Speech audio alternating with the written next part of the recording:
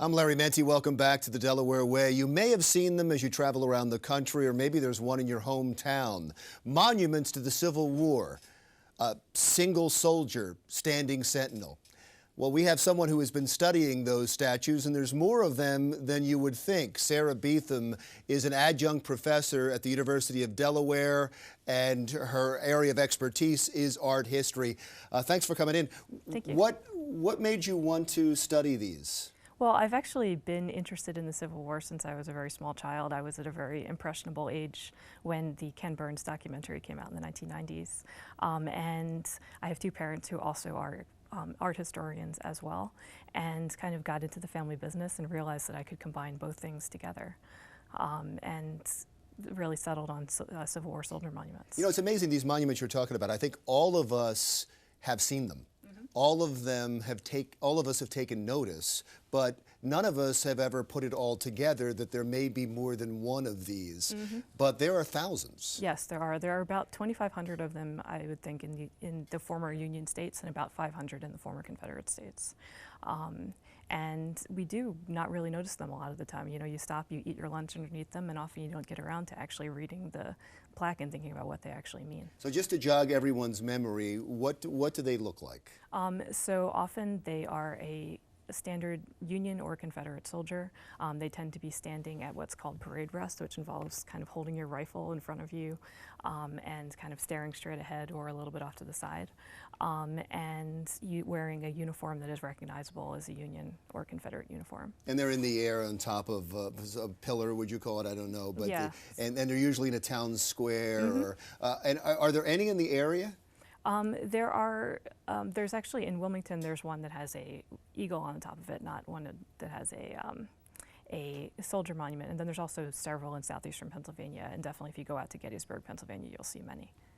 But I was interested in the breakout. There was 2,500 in the article, 2,500 to the north and 500 to the south. Why the disparity? Well, if you think about it, after the Civil War was over, much of the war had been fought in the Confederate States, and so a lot of infrastructure needed to be rebuilt. They needed to rebuild their factories, needed to get going on producing agriculture again, and burying the dead, first of all. And so getting around to making monuments was not something that got going right away. And so Confederate monuments didn't really start being built until the mid-1870s, early 1880s. And there was also definitely a bit of, political aspects to this as well.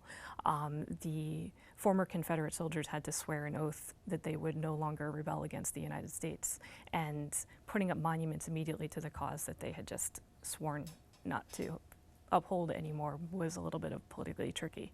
And so things needed to calm down a little bit before they could start building those monuments. And studying them, going back these 150 years and studying these monuments that were made at the time, there is some relevance to today as well. Yes, absolutely, because we're continuing to build monuments. Two wars, definitely.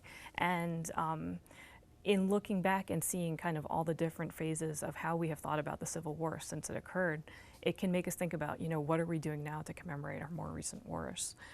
One thing that I always think about that's kind of interesting is that these Civil War monuments, we look at them now and we think, we don't think much of them sometimes. But when they were first built, they were built by people who were in very deep mourning, and in some ways they are gravestones to the soldiers who often never came back from the war.